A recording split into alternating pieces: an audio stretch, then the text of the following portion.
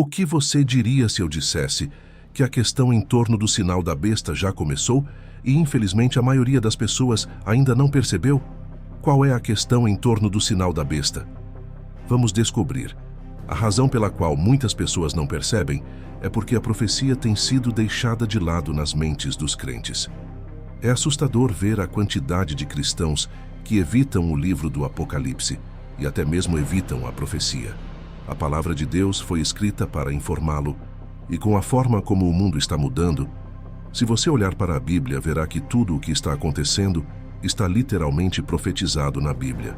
Então, eu pergunto a você hoje, se algo como o que o livro do Apocalipse diz vai acontecer no mundo, se as duas testemunhas vão vir à Terra, se o anticristo e o falso profeta vão surgir neste mundo, se algo como o sinal da besta será introduzido no mundo, se realmente haverá um tempo em que ninguém poderá comprar ou vender sem o sinal.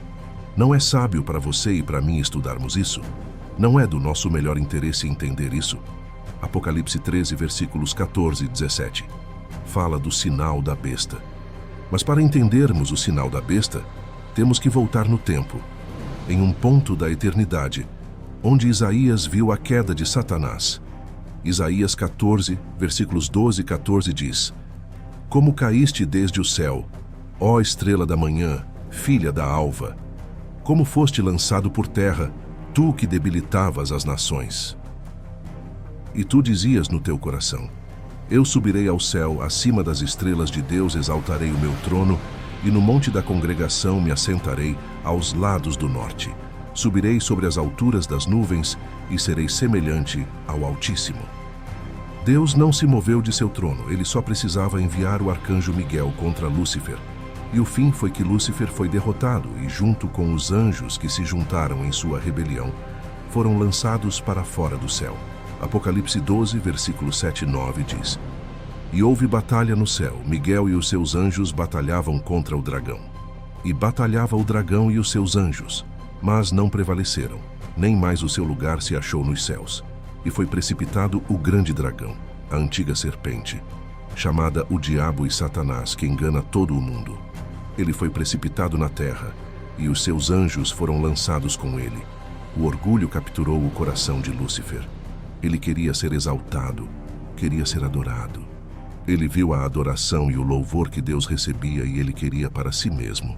A queda de Lúcifer é a primeira parte que você precisa saber. A segunda é a tentação de Jesus enquanto ele estava na terra. O diabo tentou Jesus Cristo em 3 empreendimentos separados. As 3 áreas em que Lúcifer tentou Jesus são as mesmas áreas em que ele tenta as pessoas agora. Ele queria que Jesus criasse pão a partir de pedra, para satisfazer sua própria fome. Então ele queria que Jesus pulasse de um pináculo e tentasse a promessa de Deus, que diz que os anjos viriam em seu socorro para que ele não caísse. E por último, ele queria tentar Jesus a se ajoelhar diante dele em troca dos reinos do mundo. Este último é o que vamos focar. Lucas 4, versículos 5 e 8 diz: E o diabo, levando-o a um alto monte, mostrou-lhe num momento de tempo todos os reinos do mundo. E disse-lhe o diabo: Dar-te-ei a ti todo este poder e a sua glória, porque a mim me foi entregue, e dou-o a quem quero. Portanto, se tu me adorares, tudo será teu. E Jesus, respondendo, disse-lhe: Vai-te para trás de mim, Satanás, porque está escrito: Adorarás o Senhor teu Deus e só a Ele servirás. O que o diabo queria de Jesus? Ele queria que ele o adorasse e se ajoelhasse diante dele. E qual é a questão central do sinal da besta? É a adoração. Apocalipse 13, versículos 15 a 17 diz: E foi-lhe concedido que desse espírito à imagem da besta, para que também a imagem da besta falasse, e fizesse que fossem mortos todos os que não adorassem a imagem da besta. E faz que a todos, pequenos e grandes, ricos e pobres, livres e servos, lhes seja posto um sinal na mão direita, ou nas suas testas, para que ninguém possa comprar ou vender, senão aquele que tiver o sinal, ou o nome da besta ou o número do seu nome. É por isso que estou dizendo que a questão em torno do sinal da besta já começou, porque simplesmente a questão em torno do sinal da besta é uma questão de adoração. E a questão da adoração começou quando Satanás queria se exaltar acima do Altíssimo nos últimos tempos. O sinal da besta será um sinal literal que as pessoas colocarão em suas testas e mãos direitas, o que significará quem elas adoram. O sinal da besta ainda não chegou, mas a questão central, que é uma contenda de adoração, já começou. Estamos vivendo no livro do Apocalipse, e o livro do Apocalipse fala para a nossa geração e está chamando cada um de nós para tomar uma decisão e se comprometer com quem iremos adorar. Na vida de cada ser humano há um desejo de adorar. No plano de Deus, o objeto da sua adoração é uma decisão soberana que cada um tem que tomar por si mesmo. Em nosso contexto como filhos de Deus, quando damos nossa vida a Cristo, tomamos a decisão de adorá-lo. No entanto, se as pessoas não tomarem essa decisão de dar sua vida a Cristo, acabam com outro objeto de adoração. Antes de expandirmos, devemos conhecer e reconhecer que nosso objeto de adoração é Jesus Cristo, o Filho do Deus vivo. Filipenses 2, versículo 9 diz: Pelo que também Deus o exaltou soberanamente, e lhe deu um nome que é sobre todo o nome, para que ao nome de Jesus se dobre todo o joelho dos que estão nos céus e na terra e debaixo da terra. O inimigo usa os velhos truques que ele tentou com Jesus para apresentar os reinos deste mundo para você. Não será na mesma escala que Jesus, no entanto, será tentador. É por isso que você vê pessoas adorando coisas, adorando os seus empregos, adorando os seguidores nas redes sociais. É nisso que você vai adorar. Deus está chamando você hoje para fazer um compromisso, para tomar uma decisão de quem você vai adorar. Deus está nos chamando para sermos fiéis. Deus está chamando o seu povo para não comprometer a palavra de Deus, para buscar a justiça, buscar a santidade, para se afastar de toda injustiça, para se afastar de toda iniquidade, para permanecer firme no nome de Jesus Cristo. Para entender que não importa o que o mundo possa nos jogar, não importa a perseguição que possamos enfrentar na vida, seremos vitoriosos porque Deus o exaltou soberanamente. Deus exaltou o nome de Jesus Cristo. E se estivermos em Cristo, somos vitoriosos. Se estivermos em Cristo, não há derrota. Se estivermos em Cristo, a vitória é nossa pelo nome de Jesus. Mas como filhos de Deus, devemos tomar uma posição. Nós, como igreja dos últimos tempos, não devemos vacilar em nossa fé.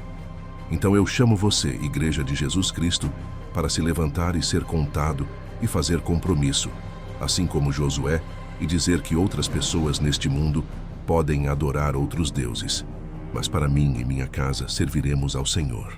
Mas para mim e minha casa louvaremos ao Senhor. Mas para mim e minha casa adoraremos ao Deus vivo através da única porta que nos foi dada. E essa porta é Jesus Cristo. Não há outra maneira de sermos salvos senão pelo nome de Jesus. Há poder nesse nome. Há esperança nesse nome. Há cura nesse nome. Quando você estiver em apuros, chame por Ele. Quando estiver sozinho, chame por Ele. Todo joelho se dobrará diante do nome de Jesus. Isso deveria nos ensinar que adorar a Deus é nosso ato espiritual de serviço ao Pai, e devemos fazê-lo com todo o nosso coração e força. Não é à toa que quando o Senhor entregou a lei por meio de Moisés, o primeiro mandamento diz que você não deve ter nenhum outro Deus além de mim. Êxodo 23. O restante dos 4 primeiros mandamentos também aborda nossa devoção ao Pai Todo-Poderoso. Jesus Cristo também ecoou isso nos dias de seu ministério terreno, Mateus 22, versículos 37 e 40. A adoração é tudo. É uma forma de valorizar e valorizar uma pessoa. É por isso que Deus busca ocupar nossos corações e o diabo luta pelo mesmo lugar. Mas cabe a nós quem adoramos, porque cabe a nós quem permitimos em nossos corações. Deus quer ocupar nossos corações para que Ele nos capacite a verdadeiramente amá-lo, amar os outros e amar a nós mesmos. Isso é o que a verdadeira adoração a Deus alcançará em nós e para nós. Mas o diabo luta pelo nosso coração para que possa haver uma manifestação de hedonismo, egoísmo e materialismo em nós, todos os quais se resumem à vaidade. Todos nós precisamos escolher Deus todos os dias, permitindo que seu Espírito Santo permeie nosso ser. A besta cujo objetivo é promover os interesses do diabo, compelirá a todos a receberem um sinal, pelo qual serão identificados com a besta. Isso não será opcional, pois muitos que se recusarem a aceitar o sinal da besta não poderão comprar ou vender. A questão central é a adoração. As duas bestas querem que toda a humanidade se concentre nelas para que possam se tornar o objeto de adoração. As bestas querem restringir todos de adorar o único e verdadeiro Deus. As pessoas ficarão frente a frente com a opção de ter que escolher a quem servir exatamente, a Deus ou ao diabo. Neste ponto, ninguém pode fingir servir a Deus enquanto não o faz, porque você tem que escolher entre duas opções, o que claramente revelará sua posição. Tudo se resume à adoração. Esse é o tema central. É incrível que no próximo capítulo, após a revelação das duas bestas, João viu 3 anjos enviados por Deus para evangelizar o Evangelho eterno.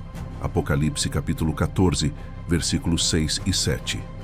O primeiro anjo trouxe o Evangelho eterno, não apenas para um grupo de pessoas, mas para todos os habitantes da terra. Note que o primeiro anjo proclamou que os habitantes da terra deveriam temer a Deus e adorá-lo. Note novamente essa maravilhosa palavra de 7 letras: adoração. Então a batalha é pela adoração. As bestas querem se tornar o objeto de adoração para alcançar isso. Elas encorajarão o sinal da besta. O anjo também alertou os habitantes da terra sobre o julgamento de Deus, pedindo-lhes que temam a Deus e direcionem sua adoração a Ele. Esta é a razão pela qual os crentes devem tomar posição e recusar direcionar sua adoração a mais ninguém além de Deus. A mensagem do terceiro anjo é também semelhante à do primeiro anjo. Apocalipse capítulo 14, versículos 9 e 10. O terceiro anjo reitera que quem adorar a besta incorrerá na ira de Deus. Para Deus ter enviado 2 anjos de 3 para declarar que só Ele é digno de louvor, então a questão de quem adorar é séria. A batalha de quem adorar antecede a criação do mundo. Tudo começou no céu, antes da existência da humanidade. O diabo sempre tentou usurpar a adoração, que deveria ser direcionada a Deus, para si mesmo.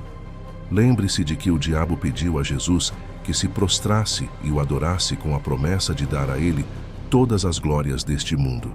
Mas Jesus fechou a boca dele com a palavra de Deus.